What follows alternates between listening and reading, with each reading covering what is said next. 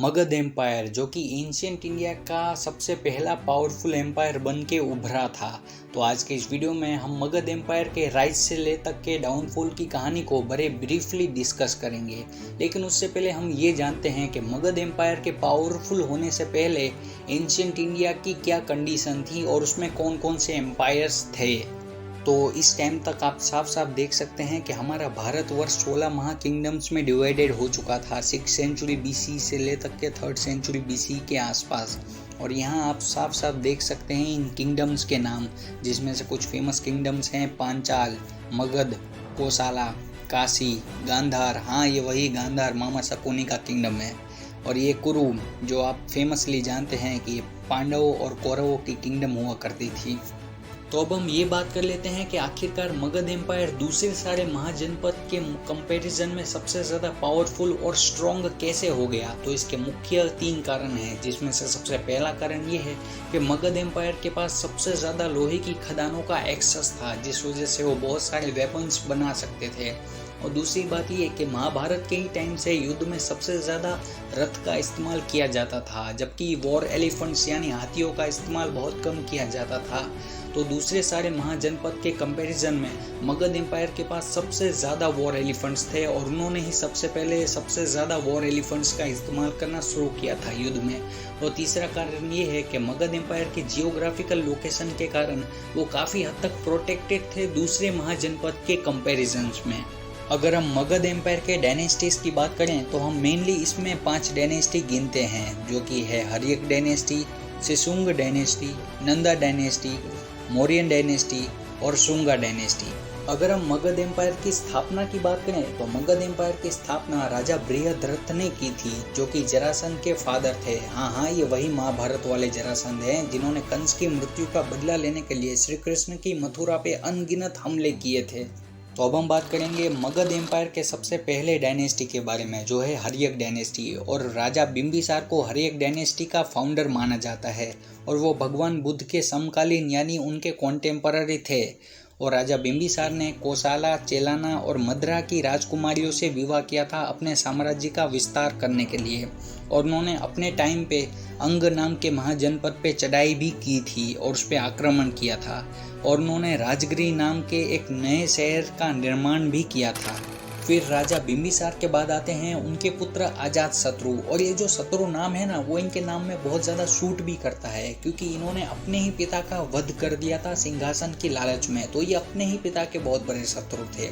और दूसरी बात कि राजा बिंबिसार को हालांकि काशी दहेज में मिली थी, लेकिन उन्होंने काशी को काफ़ी हद तक ऑटोनॉमी दी हुई थी। लेकिन राजा अजातशत्रु ने काशी पे कंप्लीट टेक ओवर कर लिया।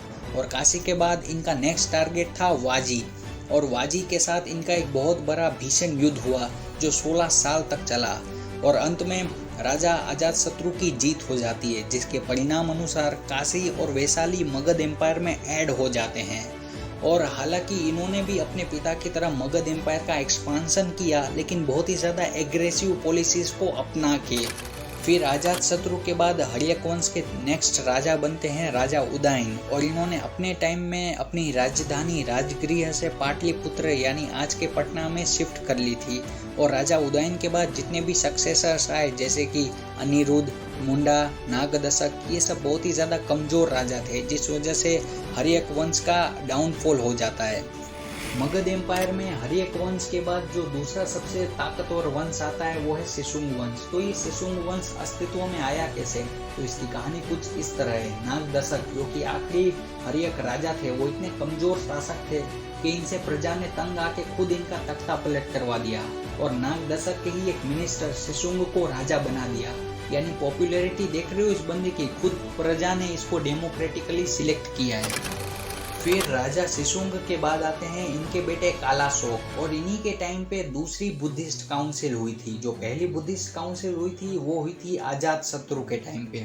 सेसुंग वंश के बाद मगध एम्पायर में जो अगला वंश आता है वो है नंद वंश। और ये नंद वंश की एग्जिस्टेंस में आने की कहानी बहुत ही इंटरेस्टिंग कहानी है। तो इसकी कहानी भी कुछ इस तरह है। आखिरी सेसुंग राजा थे महानंदिन, जिनकी बहुत सारी बीवियां और बहुत सारे बच्चे थे। और उनका एक बेटा था महापद्मनन, जो उन्हें एक शूद्र स्त्री से हुआ था। और महापद्मानंद के शूद्र होने के कारण उनके बाकी सारे भाई और उनके पिता बचपन से ही उनके साथ सोशल डिस्क्रिमिनेशन किया करते थे, जिस वजह से महापद्मानंद में बचपन से ही अपने पिता और भाइयों के प्रति नफरत पलने लगी। और बड़े होने के बाद महापद्मानंद ये बात बहुत अच्छे से जानते थे कि उनके लो स्टेटस होने की वजह से उनके भाई उन्हें सिंहासन इतनी आसानी से तो नहीं देने वाले। इस वजह से उन्होंने अपने भाइयों का और अपने पिता का वध करके सिंहासन को हथिया लिया और वो बने मगध एम्पायर के नेक्स्ट राजा। और ऐसा पहली बार हुआ था कि मगध एम्पायर में कोई शूद्र राजा बना हो, क्योंकि इससे पहले जितने भी मगध एम्पायर में किंगडम्स और राजा हो गए वो सभी के सभी क्षत्रिय थे। और महापद्मानंद को भारतीय इतिहास का पहला महान शूद्र राजा कहा जाता है। और महापद्मानंद ने मगध एम्पायर का बहुत बड़ा एक्सपांसन किया था और उसने अपने टाइम पे नॉर्दर्न इंडिया का सबसे बड़ा एम्पायर क्रिएट किया था। और क्योंकि महापद्मानंद ने बचपन से ही बहुत ज़्यादा सोशल डिस्क्रिमिनेशन फेस किया था, इसलिए उनके मन में दूसरे क्षत्रिय किंगडम्स के प्रति भी उतनी ही नफरत थी। इसलिए उन्होंने डिसाइड किया कि वो दूसरे क्षत्रिय किंगडम्स पे अटैक करके उन्हें डिस्ट्रॉय कर देंगे। इसलिए उन्होंने पांचाल, मिथिला और कुरु किंगडम पे अटैक करके उन्हें डिस्ट्रॉय कर दिया। इसलिए उन्हें इतिहास में सेकंड परशुराम के नाम से भी जाना जाता है। महापद्मानंद के बाद उनके बेटे धनानंद राजा बन जाते हैं और धनानंद के टाइम पे ही भारत के नॉर्थ वेस्ट पार्ट में अलेक्जेंडर द ग्रेट ने अटैक कर दिया था। हालांकि अलेक्जेंडर द ग्रेट कभी मगध एम्पायर तक पहुंच ही नहीं पाए, क्योंकि रास्ते में ही उन्हें पोरस द ग्रेट का सामना करना पड़ गया था। और इस युद्ध में काफ़ी हद तक चांस थे कि अलेक्जेंडर की हार हो जाती, क्योंकि अलेक्जेंडर को कभी भी वॉर एलिफेंट्स के साथ युद्ध का एक्सपीरियंस बिल्कुल भी नहीं था। हालांकि किस्मत ने अलेक्जेंडर का साथ दिया और अलेक्जेंडर की आर्मी जैसे तैसे करके ये युद्ध जीत गई। लेकिन इसके बाद अलेक्जेंडर की आर्मी को अपना मिलिट्री कैंपेन स्टॉप करना पड़ा, क्योंकि पोरस की वजह से उनकी आर्मी का बहुत बड़ा भारी नुकसान हुआ था।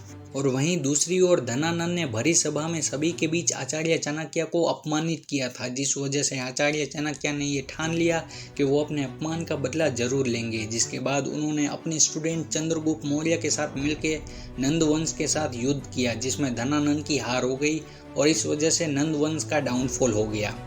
और नंदा डायनेस्टी के डाउनफॉल के बाद एक नई डायनेस्टी का राइज होता है मगध एम्पायर में, और वो है मौर्यन डायनेस्टी। और इस डायनेस्टी के बारे में तो मैं क्या ही कहूँ, इसके बारे में तो ऑफकोर्स हम सब बहुत कुछ जानते हैं, फिर भी फॉर्मेलिटी के लिए बता देता हूँ। तो हम शुरुआत करेंगे सबसे पहले चंद्रगुप्त मौर्य से, जो इस डायनेस्टी के पहले राजा थे। और चंद्रगुप्त मौर्य ने मौर्यन एम्पायर की स्थापना की थी और इन्होंने सेल्यूकस निकेटर के साथ युद्ध लड़ा था, जिसने भारत में मौर्यन एम्पायर के टाइम पे अटैक करने की कोशिश की थी। और सेल्यूकस निकेटर एक ग्रीक राजा थे और बाद में चंद्रगुप्त मौर्य ने सेल्यूकस निकेटर की बेटी से शादी करके ग्रीस के साथ बहुत अच्छे रिलेशंस बनाए। और सेल्यूकस निकेटर ने अपने एम्बेसडर को भेजा इंडिया में, जो थे मेगास्थनीस।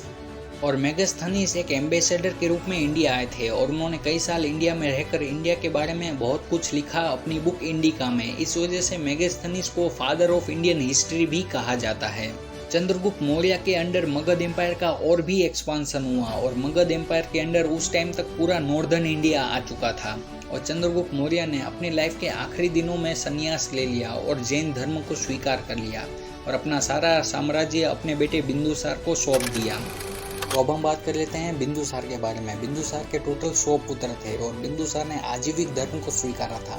और बिंदुसार के सबसे प्रिय पुत्र थे सुसीमा और उन्हें सबसे ज़्यादा नफरत अपने बेटे अशोक से थी। हालांकि अशोक काफ़ी काबिल थे राजा बनने के, लेकिन बिंदुसार उन्हें राजा बनाना नहीं चाहते थे। लेकिन जो काबिल होता है वो तो राजा बनकर ही रहता है। इस वजह से बाद में अशोका ने अपने 99 भाइयों की हत्या करके सिंहासन को हत्या लिया। और सम्राट अशोक का कलिंग के युद्ध के बाद हृदय परिवर्तन हो गया, जिसके परिणाम अनुसार उन्होंने बुद्धिज्म को ऑफिशियली एक्सेप्ट कर लिया। हालांकि कई हिस्टोरियंस ये भी आर्ग्यूमेंट करते हैं कि वो पहले से ही बुद्धिज्म को प्रैक्टिस कर रहे थे। हालांकि उन्होंने ऑफिशियली कलिंग के युद्ध के बाद बुद्धिज्म को एक्सेप्ट किया। और सम्राट अशोक ने बुद्धिज्म का बहुत ही बड़े स्केल पे प्रचार किया और ब्रह्म हत्या और स्लेवरी पे बैन लगाया। और उनके जाने के बाद मौर्यन एम्पायर में वीक सक्सेसर्स आने की वजह से मौर्यन एम्पायर का डाउनफॉल हो गया।